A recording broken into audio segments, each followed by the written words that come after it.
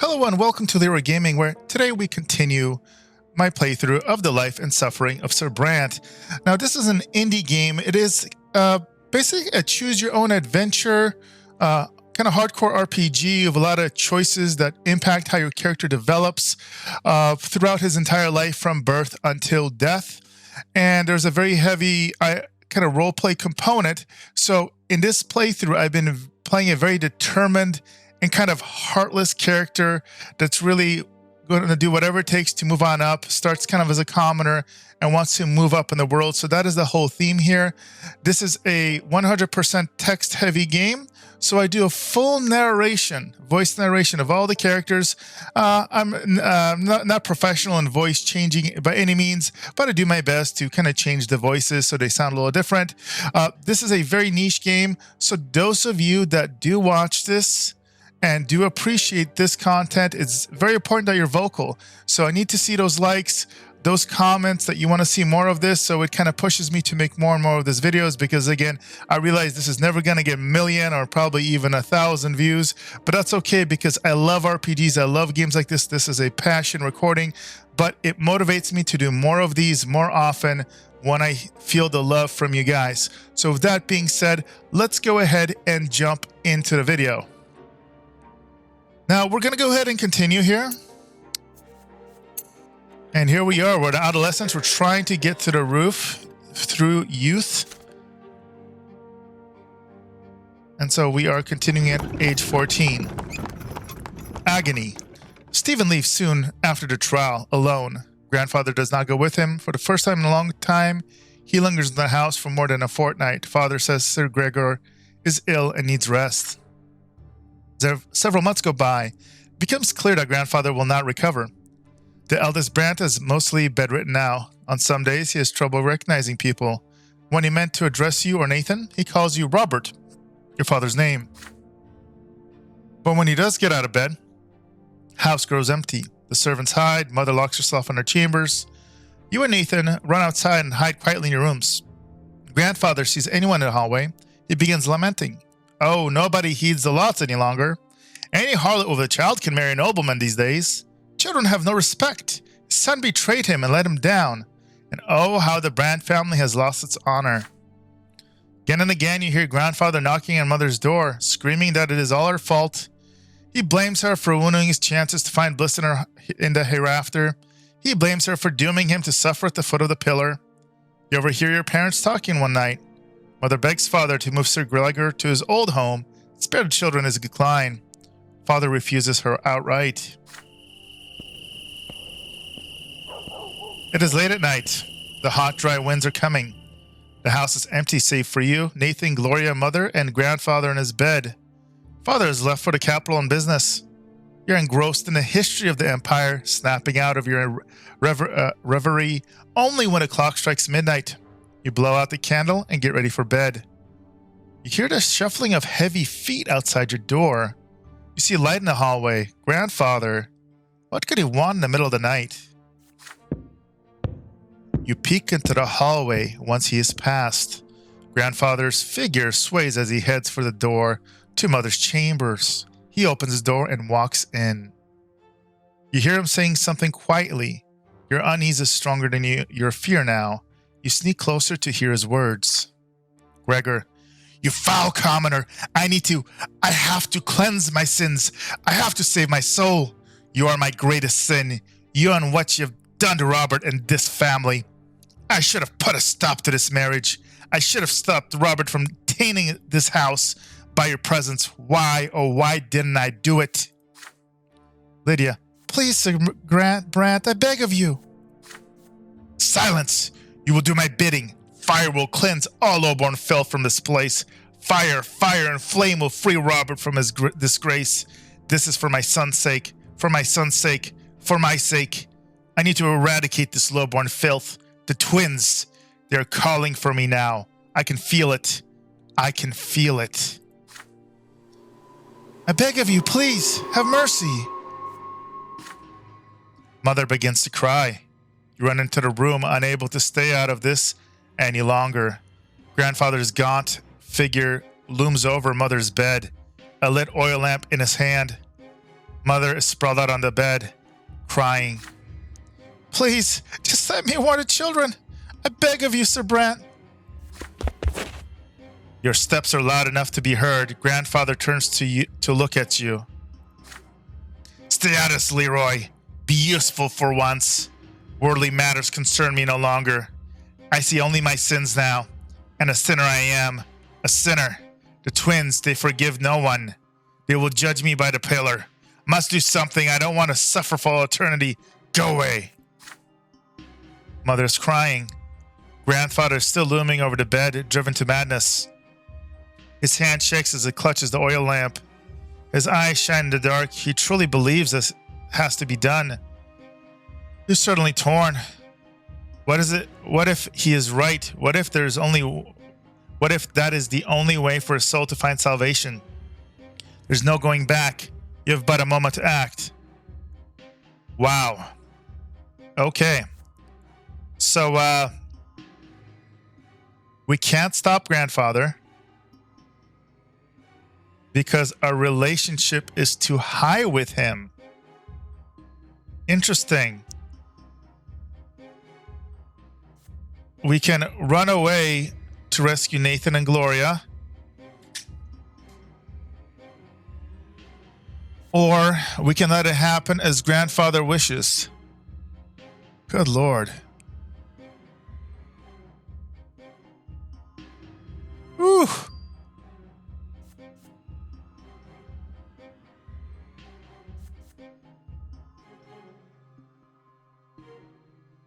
Man, this is brutal right here.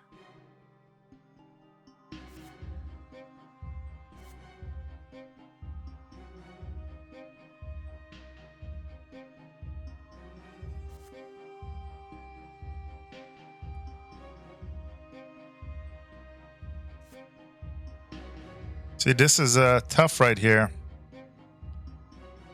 Part of it is in this game with the lots, you know, kind of the grandfather, he kind of has the rights, even though he's kind of crazy to do these things. It's a really, really dark world this game is in. But unfortunately, you'd think rescuing the siblings. Wow.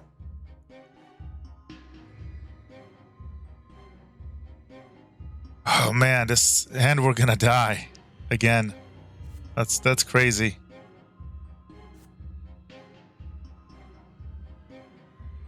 We're gonna get cleansed, guys. I can't believe I'm saying this, but this is kind of the messed up way of nobility, as I said in the description. Heartless.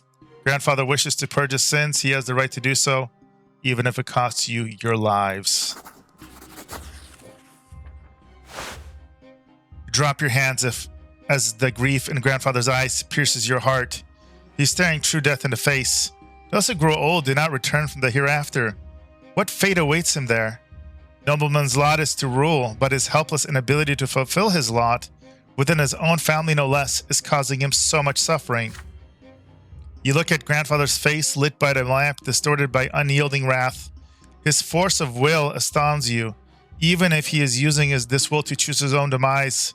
To submit to this will is your duty. It is the duty of every single person in a house. You cannot deny him. The lamps smash against the floor, the carpets, the curtains, the walls. It takes a moment for the flames to engulf the entire room.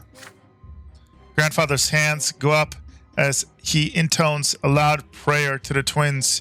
You have known these words all your life, but never have they sounded so solemn. His eyes look away, high above, his face still mask reflected in the flickering flames. He smiles. You take Mother's hand. She's crying and shaking violently, yet she will not run. She knows it too. It is her duty to stay here. There's only one thing you can do for her, and so you recite a prayer to her as loud as you can, again and again and again, until the acrid smoke finally fills your lungs and takes your breath away. Gloria and Nathan are fast asleep, so they will perish before the fire seizes them. This is your final thought before a lesser death claims you. Now that got dark really, really fast. Really, really quick. Second death. Impenetrable darkness surrounds you. You stand alone, bare to your very essence. It paralyzes you. You have an urge to cover yourself, to hide. No one should see you so vulnerable. But you cannot conceal the truth in this place. You are bathed in an unbearably bright light. It has no hint of warmth in it. It is blinding. It leaves no shadows in the entire world. It is the light of the shining pillar itself. In this radiance, you can clearly see all the thoughts and doubt, the errors and transgressions, contradictions that you have permeated you since birth. They cover you from head to toe, like rough gray tatters, but they smelt away in this light. You are naked. You feel liberated and whole. It is as though all the wounds and cracks in your soul have been healed, making it the way it should be. It is as though the scales have fallen from your eyes. You see the true shapes of things now. These are the laws by which the world abides, the grand design that moves life itself. You tread a path that is barely visible in the blinding light, giving shape to everything. In this light, you see the infinite complexity of the world, from the tiniest leaf to the enormity of the empire. And this world maintains its balance by virtue of the law that was embedded in it during the act of creation. Ahead of you, two figures are waiting in the path. They are gigantic, many times taller than a man. The elders hold a lash, the younger a sword. The youngest gazes at you sternly, coldly. You kneel obediently before him and lower your head. The god raises a sword above you. This is divine retribution. There is no law without it, nor can there be. Every action has consequences. This is what shapes the world, making its very existence possible. The moment beneath the gaze of the merciless God, you comprehend the law that binds the entire world together. Which manifestation of law and will you live by? So we did this before as well. So against the law, you defy the design of gods and the law and bind it together yourself. You're an embodiment of law. You have been made in accordance with the divine design. Cause. Life's work shapes the world, and thus you influence the great law itself. Family. It is the law that has been with you since the day you were born. Your family is a model world, a tiny universe, and it belongs to you just as you belong to it. The lot, your destiny, is your own manifestation of the divine law. Empire. Is this not the ultimate manifestation of the law, the great, incredibly sophisticated mode of existence of all people? So it's not going to be any of these. Not going to be against the law. Cause or yourself? I think yourself. We are here again to better ourselves, and at the end of the day, that's all we can count on. The blade flashes. The younger's sword slashes through the air above your head. You do not yet deserve your final punishment. The law demands that you continue your life. Your form has not been completely destroyed, nor has that of the world. The younger extends his gigantic hand and shows you the way. You must proceed. The path leads you to the top of the crown of the silver tree, spread wide in the white gleam. Branches are close now. It is time to descend. You're drawn downward into darkness. The shadows that had disappeared in the blinding glow creep around you and envelop you. This is to be expected, but the purity and clarity of spirits are still with you. Something is forcing your throat open. Air. It scratches you on the inside. Your soul is filled with struggle again.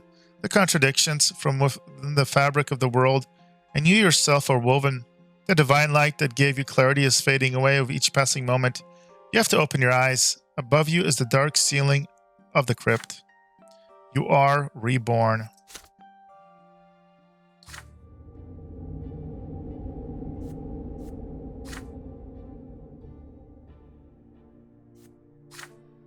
The first thing you see in the gloom of the family crypt is Mother's sorrowful eyes. This is your fault. But what could you have done? Without a sound, you mouthed to her the very words she taught you. We must accept all suffering. This is the commoner's lot. And even at these very moments, you live by your lot as you lie on the cold rock of the crypt and do not turn away from Mother's weary face. Lydia, this is my last life. In the depth of the crypt, you find Nathan and Gloria, reborn for the first time. They're shaken and crying silently. They have experienced their first death. Mother takes the children by the hand, leave the crypt without a word, and walk to what is left of the Brante estate. You belong to the commoner lot, and so you must endure the lash of the fate as it strikes again and again. The servants come in time to put out the fire, but the second floor has already been reduced to ash. It will be a while before the floor is restored. Thomas's family gives you refuge for the night. No matter what happened, life goes on. The family estate was damaged by the fire, yet the family continues to live there. Grandfather's charred body is taken to the family crypt. Gregor Brante has died his true death. You go there to look at him. His face is covered by cloth, hiding its expression. The Gregor Brante finally finds solace at the pillar amongst the flames in his final living moments. Or did he die as he lived, an embittered soul driven mad because he could never truly live by his lot?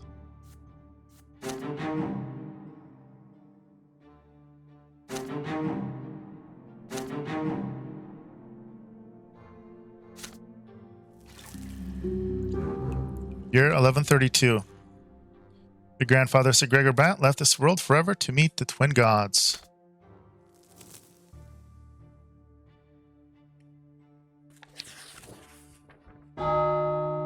Last respects.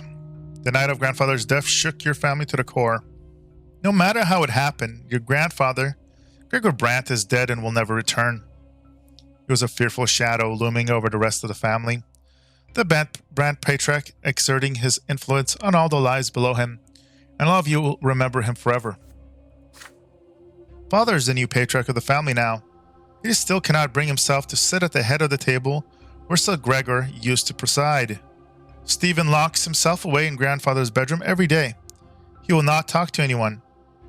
Gloria and Nathan still jump at every sound that so much as resembles the knocking of his walking stick. Mother spends all day in prayer at the temple.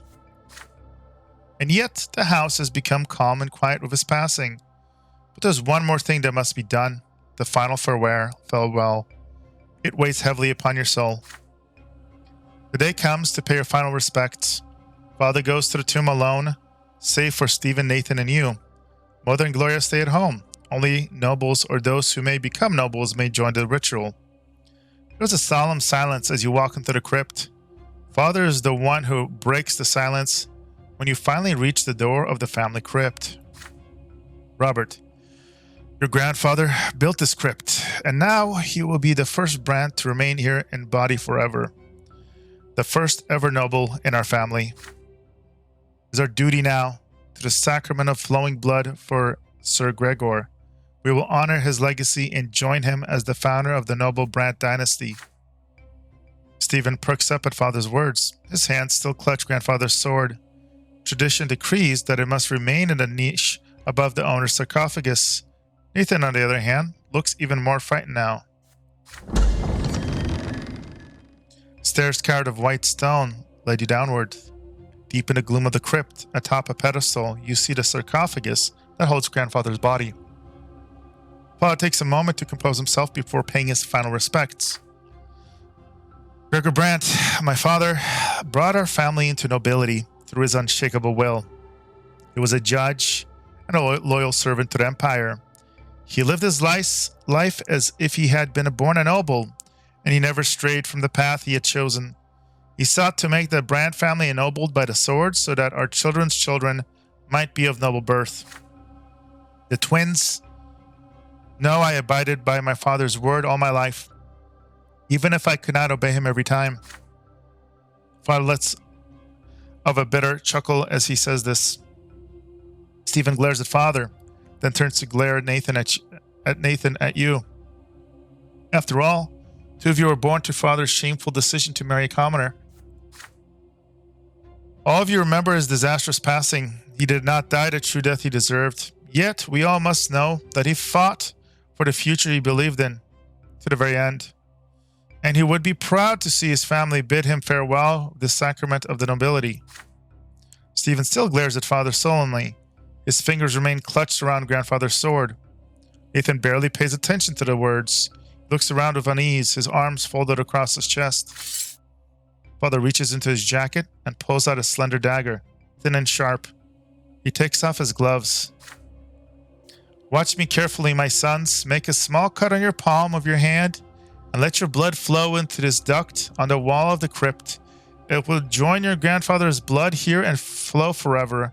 Then ancestor and progeny will become as one. We shall enter our family's blood tide and receive grandfather's final blessing. For his blood flows first in our blood tide. He will respond to you. You are part of him and he is part of you. With a quick motion, Father slices his hand and holds the bleeding cut up above a small opening in the wall. Then he hands the dagger to Stephen. Stephen cuts his hand. Without hesitation, does as Father did.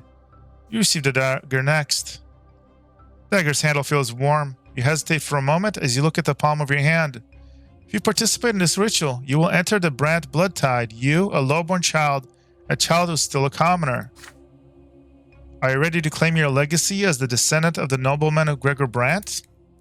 Your eyes of your father or brother are upon you. Nathan, the youngest brother, will follow your example. You can be certain of this. So you can give the dagger back. You can bleed. And now you still recall your first sacrament and how you defied the lash. You're Gregor Brante's grandson, and so you deserve to enter the blood tide. So this is a repercussion of that because we did the blood tide. Otherwise we would not be able to. Or you can ask for grandfather's blessing. Before you dare enter the blood tide, you ask grandfather's spirits for his blessing. Interesting. This requires, interesting, nobleman sacrament. They both lead to the blood tide. Interesting.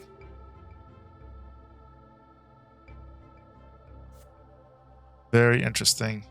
Well, we will respect it. So it looks like this option is a way you can force this.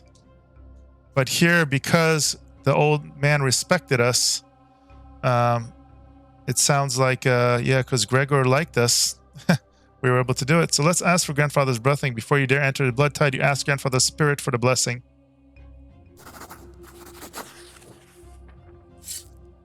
Grasp the dagger firmly, then quickly drag the blade across your palm. The fresh wound burns on your hand. Yet before you allow the blood to join the blood of your father and elder brother, you ask your late grandfather aloud, will he give you his blessing to become a part of him? Will he allow you to join the Brante blood tide? You hear Stephen's indignant sigh. He does not say a word, however. Your words are a token of respect for grandfather and his will. Should you obtain his blessing, Stephen will not defy the late Brante patriarch. Then suddenly, you all freeze. Each of you hears your late grandfather speak to you. His voice is loud as if it rings in the depths of the crypt, and yet he speaks to each of you separately. You had the courage to ask me for my blessing. Well, so be it. You deserve an answer. To me, you are not incorrigible. You are half lowborn, yet you make a worthy nobleman one day. I shall allow you to join my blood tide, but know this. I will be watching you always, and my shadow will follow you forever. Do not let me down, boy. Grandfather's voice falls silent. You glance at your father and brother astonished. Save for Stephen, everyone else is dumbfounded as well. You have grandfather's blessing. You hold your hand above the opening in the wall. Your blood drips into the duct and flows further into the crypt as you combine with the blood of your father and brother. Nathan turns calm. Your younger brother hesitates. Father offers some help, but Nathan shakes his head. Finally, he makes a cut. Nathan's blood mixes with yours in the duct of the crypt. The ritual is complete. Stephen reverently kisses the grip of grandfather's sword, places it in the alcove above the sarcophagus. Once all is done, you leave the crypt together. Cool, fresh wind blows in your face as you return to the surface. Father stops halfway to the carriage and hugs Nathan and you briefly. Now your blood belongs to the dynasty of Sir Gregor Brante as well.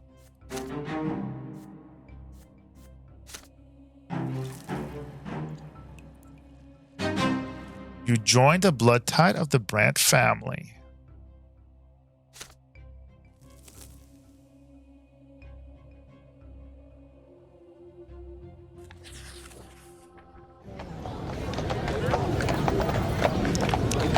The fugitive girl. Grandfather's passing and last respects have left a mark on the entire family. These words relayed from the hereafter keep echoing in your mind. You still do your best to avoid the memory of grandfather's last night and spend more time on the city streets with Thomas and your other classmates. The road by the house reminds you of another clash of death. Sometimes as you walk along the road, you recall Sophia, beautiful girl with the wonderful eyes and the terrifying, thundering hooves. You have not seen Sophia since that fateful day. Children who live nearby say her parents sent her to a rich Arcanian family, the Ottens, as a servant. The sun has set, the pillar shines palely in the dark. Thomas is ill, so you decide to visit him and tell him the latest news. The streets seem oddly agitated tonight, full of horses, cloaked men, strange faces, and hushed voices. A young nobleman in a heavy embroidered cloak is walking back and forth, clutching at his sword nervously.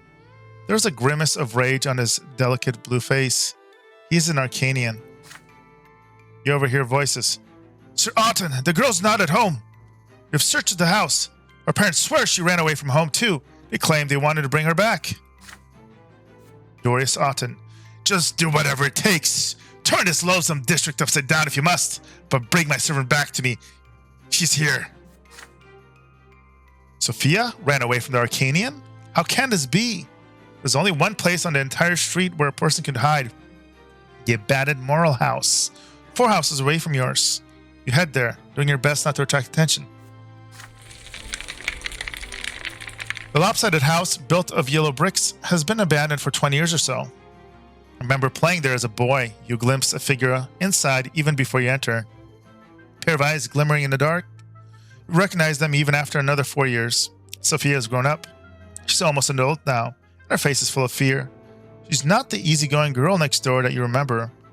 She finally recognizes you. Oh, it's you, Leeroy. Be quiet. They're all looking for me. I ran away from the youngest Otten. Might be in for a lesser death here, but I'd rather die than spend another day in their slavery. I'm just a thing to him, just a toy to play with. Sophia winches and closes her mouth as she says this. There's a glint of bright yellow and deep in her eyes. I ran to my parents. I told them all about the men I had to serve, and they went and alerted the Ottens. They don't want to be the target of their ire, but you aren't going to tip them off, are you? The barking and shouting are getting closer. Sophia's voice grows quiet. She runs off to the darkest corner of the house before you can answer. One of the Otten servants is so close you can hear his cloak swishing against the ground. He notices something and calls out for others. There are more voices around you now. They approach the house from the yard and surround it. One of them seems particularly snappy, annoyed, and impatient. You've already heard his voice today. If you're in there, girl, it'd be wise to come out and quit wasting my time. All will be forgiven. You'll go back where you were. You know it, and if you don't, I'll drag you out by your hair. The hilt of the young Arcanian's sword bashes at the door. He's about to lose his patience for good. Sophia hugs the wall in the dark, trying to stay still. She glances at you. What will you do? Your heart is racing. Can you act against Arcanian's orders? Do you have the gall to defy the might of the mighty nobleman? So you can try to stop Otten. You will protect your friend, even if you have to defy the young Arcanian. Or you can hide alone. Things have become too dangerous. You are not able to influence the fate of Sophia. And the other options would have been to bring her back, or help her flee. So the kind of dark reality of this is, she's a commoner. We're trying to move up. We do not want to get on the bad side of these Arcanians. And while in a different playthrough, we would try and stop them, I think in this case, self-preservation and just, she got herself into this unfortunate situation. She's got to pay the consequences, just like we had to burn. She's going to have to probably get caught. So we're going to hide alone. You swiftly turn away from Sophia's desperate gaze and flee to cower in a dark corner. A painful sigh reaches your ears. I knew it. You do not respond. You need to hide. Front door slams open. Heavy footsteps echo from the entrance. The irate Arcanian strides right past your hiding place, paying you no heed whatsoever. Where are you, you little tramp? There's no hiding from me. A shadow figure streaks past you. Sophia? A high-pitched, furious scream slices through the silence. A blinding golden flash explodes in front of you. A sudden cascade of sparks burning through the darkness. As you blink, stunned, Ottoman's tall figure freezes and suddenly collapses. The golden sparks are still dancing before your eyes. A sudden pain seems to rupture your skull from the inside. To the light and the pain, you barely catch a glimpse of Sophia as she dashes past the prone Arcanian and runs out the door. It takes Otton a few long moments to regain his senses. He gets up with a curse and runs after Sophia. So she's a witch too, huh? Get her, now! Hear my running, shouting, and barking orders on the other side of the wall. You lie there on a pile of old bricks, rubbing your eyes.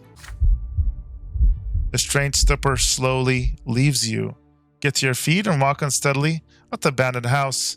The danger has passed. You walk back home, lost in thoughts. So Sophia's a witch? Recall how her magic bound Otton by the arms and legs, how he lost all control of his body. The runaway servant girl becomes the talk of the district for an entire week. You hear that Sophia has managed to flee the city. The Ottons are furious. Sophia vanished from your life just as suddenly as she came. You will not see her again for quite some time.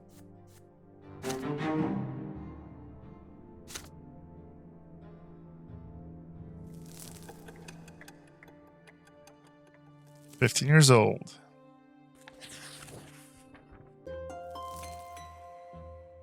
Summer, the bloodstained sermon.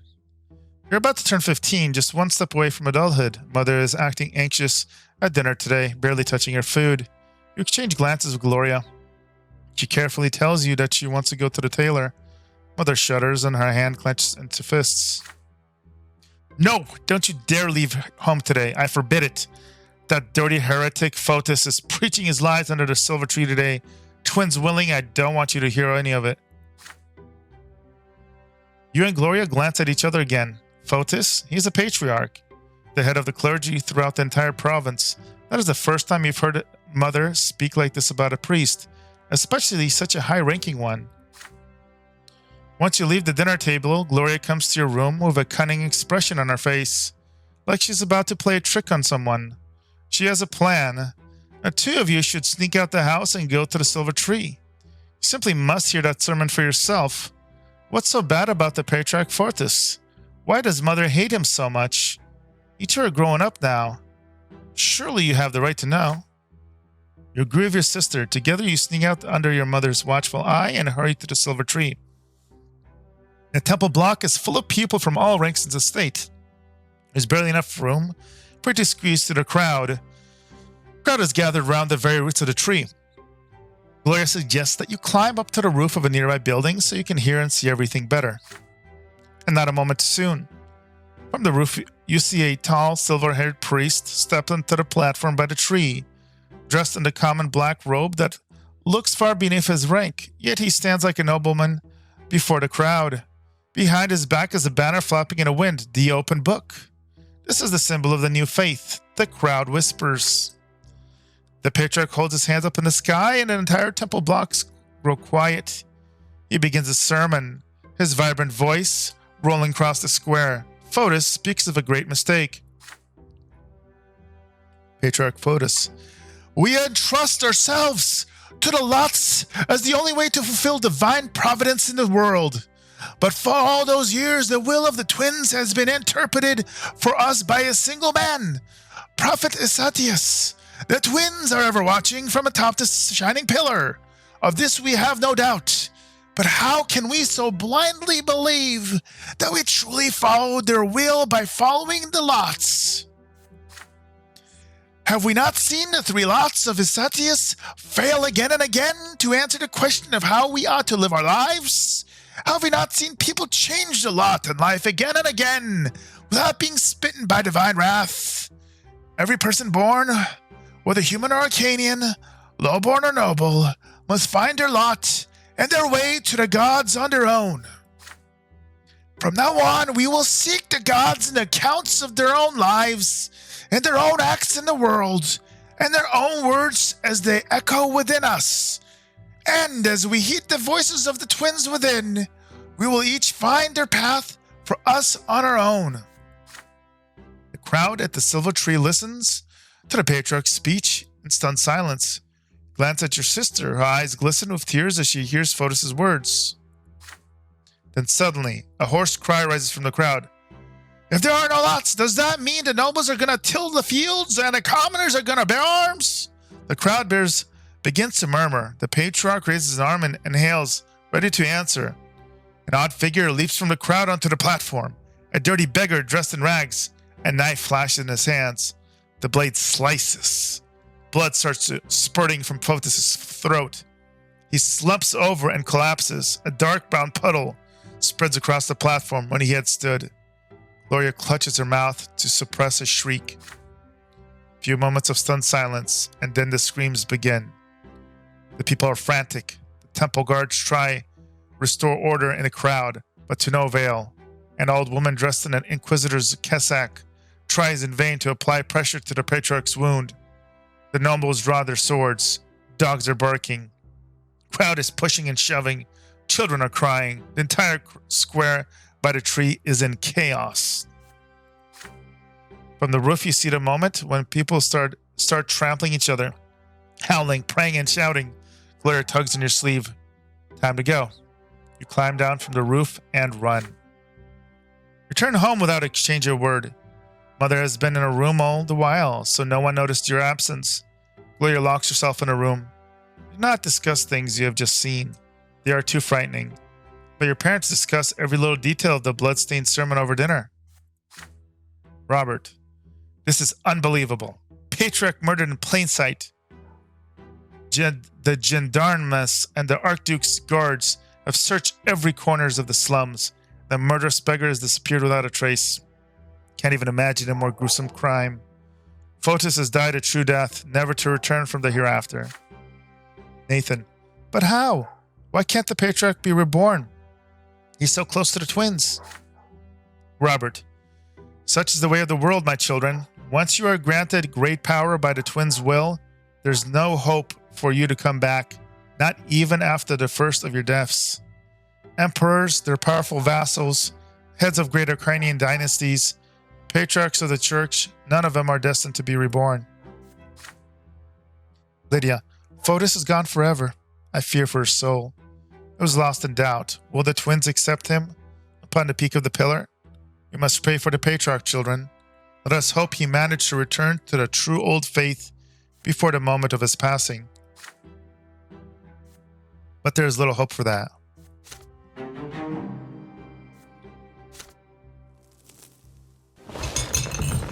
The last night. Tomorrow you turn 16. According to imperial law, you will be a full adult. Your time at Sir Tibor's school has ended. You have studied enough to apply to Imperial College and learn the judge's trade there. You're to travel to Eterna tomorrow. Your friend Thomas will go there with you to try his luck in the Imperial capital. Mother and father prepare you for the long journey. Robert, remember, son, there is only one goal for you. You must become a student at the Imperial College. Your teachers dragged you through all those books for a reason.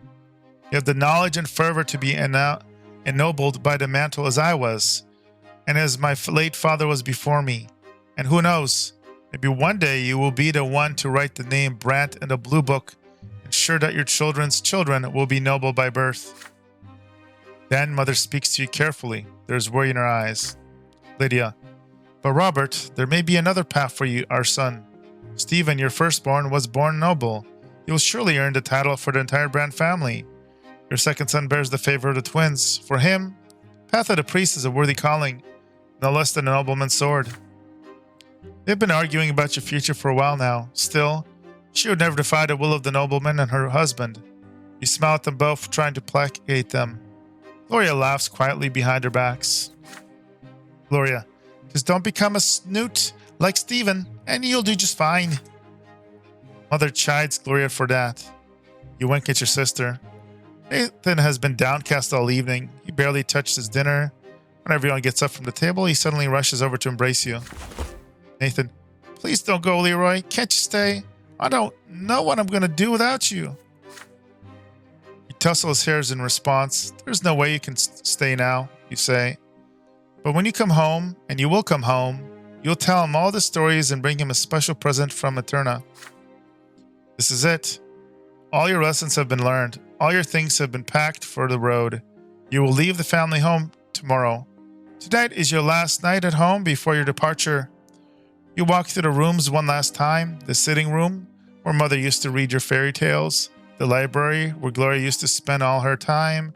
Father's study, which you entered only on special occasions. The backyard, where you taught Nathan to build towers one summer. The whole place feels so familiar, so dear to you. It feels like home. You lived here for 16 years. Will you ever return? It's getting late. Everyone already is in their rooms, but you hesitate. Father, Mother, Gloria, Nathan, it will be a long time before you see them. Who will you spend your last few hours at home with? So our options are can't be Gloria or Mother. Can spend time with your brother. Nathan, surely your brother is awake at the hour, or isn't he? Of your father, I think we've earned that. You decide to peek into father's study.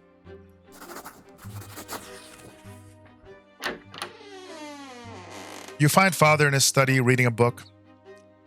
He has been like this for long, as you can remember, always at his massive desk, surrounded by books and papers and letters, reading or writing. You enter the study. Father looks up from his book and gives you an inquisitive glance. You want to spend a night with him before you leave.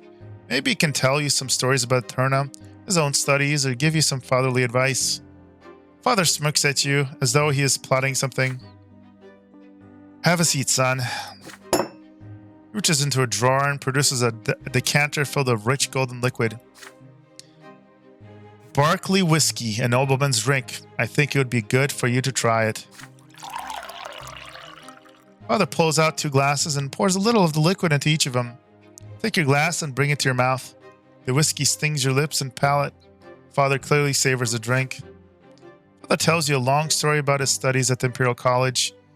He had to study among the sons of the richest nobles from all corners of the land. He was but a commoner back then. He had his fair share of hardships. When you ask him about living in the capital, he says it was difficult, dangerous, and full of temptation. You'll have your share of time in high society as well. I hope the company of nobles won't lead you astray, son. You didn't get to a boarding school like your older brother, but I believe a good education, a good family still stand for something. Now, what else can I tell you before you leave? Father recalls the balls held in the capital where when he was a youth. He even stands up from the desk and shows you a couple of moves. Their dancing was incredibly modest. All the bows and sidesteps, no touching between the dance partners. But then again, he chuckles. Those were the days when a fair lady could steal your heart with a single glance. You nod. If anything, you know what that feeling by now. After he mentions dancing, he starts speaking of something he has never mentioned to you before. Stephen's late mother and his first wife, Amalia Ella Bourne. Listen to his every word, surprised by the show of trust. Oh, Amelia Bourne was the noble bird of prey of Anizade, and the ballrooms were her hunting ground. Everyone thought they could tame her. Your grandfather saw her just once, and then he was off to Baronel Bourne to negotiate the marriage. I was impressed by her, and I was so proud of myself, and yet I expected Amalia to be reborn after childbirth, but it did not happen. When I recall it now after so many years, I see that the gods arranged it this way. Otherwise, I would have never started a family with your mother. Oh, how much I had to suffer for marrying Lydia, but she alone is the true heart of our family. The sun is about to rise. You should rest before the long trip. Before he leaves for his bedroom, Father embraces you tightly. I'm so proud you're an adult now, son. You're capable of achieving so much. Always remember that. Get into bed, your head spinning slightly. The midnight talks with Father, was it about your future or his past? Regardless, it will remain in your memory for years to come.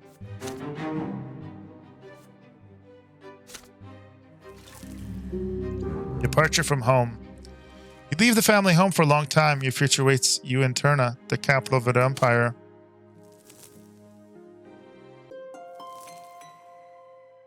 The end of adolescence. Last night was your final night at home. The carriage is now waiting at the gate, ready to take you to the capital. The clip-clopping of the idle hooves against the cobblestones count the second before your departure. Take one more look at your parents' house and recall your childhood spent there, the nearby yard, at your school, and on the winding streets of Anizade. You clashed with the greater world around you and survived. You felt the tingle of emotion for the first time. You were taught by school and the streets. You explored the city of your birth and learned something of the past. You witnessed firsthand events that will be remembered by history for all time. All of this is yours now, forever. You saw death, lesser death followed by rebirth, and a true death that takes and never gives back. You saw death lying in wait to strike the unaware, like a beast stalking its prey. You see grandfather's angry grimace lit by the flickering fire of the lamp, the Archduke's cavalry trampling those who stood in their way, and your older brother, bloodied sword slicing through the air. Death has followed you from a very young age. And yet, you live on. You have a friend who has been by your side all of these years. Tom has taught you many things.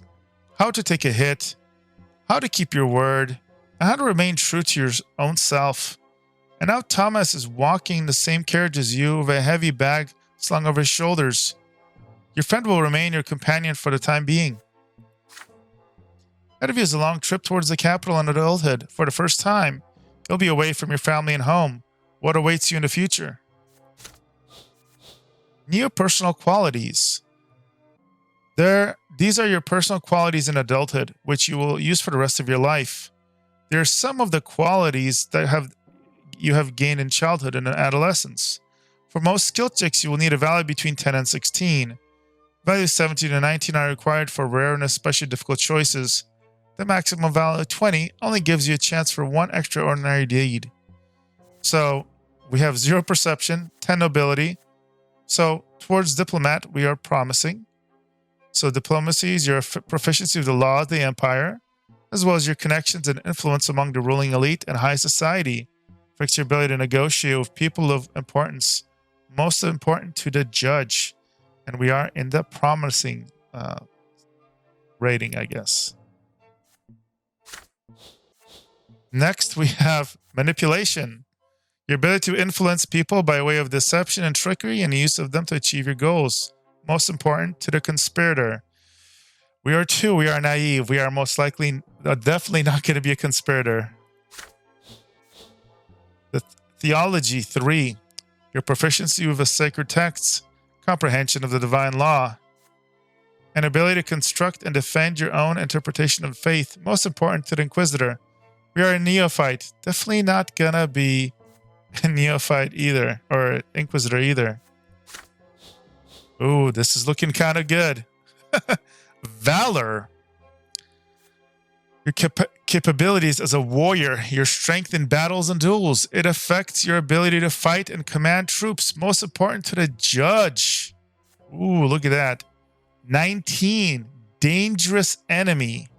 So 1 point away because of determined, one more of being battle hardened. Scheming. Your talents for inciting riots, organizing ambushes, and plotting murder, assaults, and sabotage. It determines the success of your criminal undertaking. Most important to conspirators. We are an 11, so we are conspirator ranking. Only 2 away from dangerous one. And look at that. Criminal mastermind. And then we have eloquence. Your ability to install faith to guide and lead most people with your speeches. Most important to the inquisitor. We are rank 12, which is clear speech because we're determined. We have some spirituality. All right, these are your personal qualities in adulthood, which you will use for the rest of your life. Oh, we said that already.